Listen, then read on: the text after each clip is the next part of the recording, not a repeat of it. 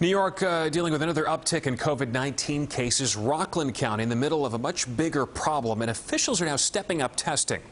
The percentage of positive test results hit 4.7% Tuesday. Compare that to the statewide rate of less than 1%. News 4 investigative reporter Sarah Wallace live in Spring Valley this afternoon to show us what's being done to combat the virus there. Sarah? Well, and Stephen, this testing center just opened up amid news that the number of coronavirus cases here in Rockland jumped 165 in just 1 week. The majority of them in 2 zip codes with heavily ultra-Orthodox populations. But many there believe they are being unfairly singled out.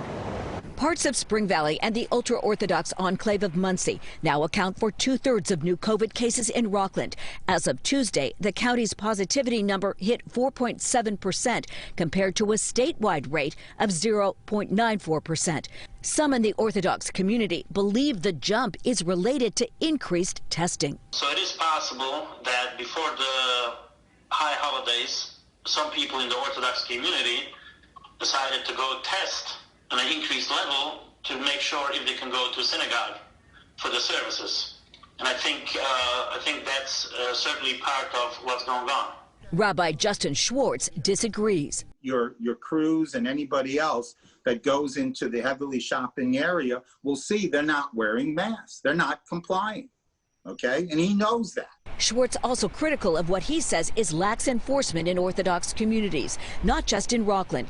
This social media post of thousands of unmasked men packed together at a recent service in Orange County finally prompted health officials there to issue a cease and desist order.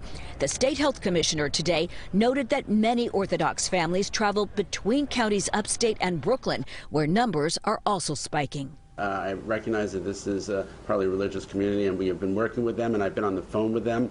We've sent flyers out. We put notices in the newspaper. Governor Cuomo avoided singling out any religious group. These public health concerns are fair across the board. We have population restrictions in a Catholic church, in a mosque, in a temple, and they have to be respected by all.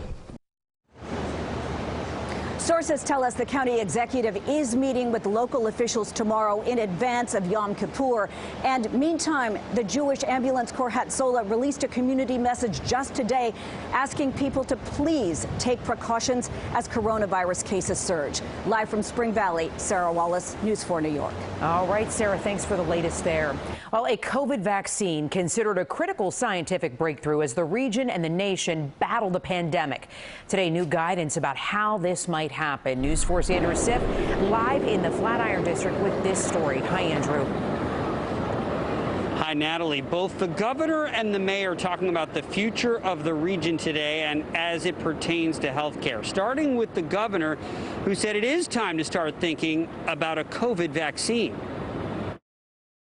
Before we can all trust it, there may be a vaccine in the next few months. It's going to take a while to make it trustworthy. Jim Conte just got a COVID test, but he's already thinking about a vaccine, which the president has promised before the election.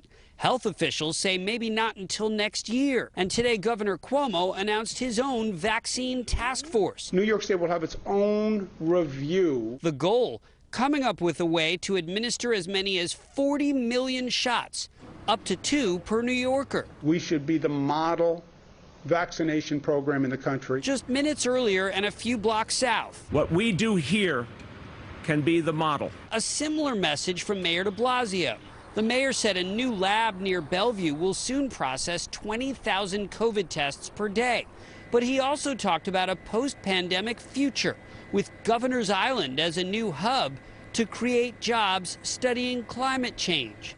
But I asked the mayor why his plan so far is short on specifics. What is it that we're sort of waiting to hear? Is it a number of jobs? Is it a construction timeline? All of the above. We want to lay out how we get there, like every other blueprint in the world. We want to lay out how we get there. To me, you start with a big vision and strategy in all great endeavors. What we'll give you in the coming weeks is the next steps on how we get there. But ironing out the details is critical for small shops like Cardellino Tailors on Broadway. Business is down 80%, and the manager who commutes daily from Rego Park has seen 3 of her coworkers laid off. How worried are you? Yeah, I'm kind of worried, waiting to see what happened, to see if there's any solution. No question, a lot of small businesses are waiting for a more specific plan to help them come back to health. The mayor is promising details in the coming weeks. Live in Flatiron, Andrew Siff, News 4 New York. Okay, we'll be all waiting to hear about that. Andrew, thank you so much. Dr. Anthony Fauci is warning about the falling temperatures leading to an increase in coronavirus cases. The nation's top infectious disease expert joined New Jersey Governor Phil Murphy today in a Facebook Live discussion to talk about the state's recovery.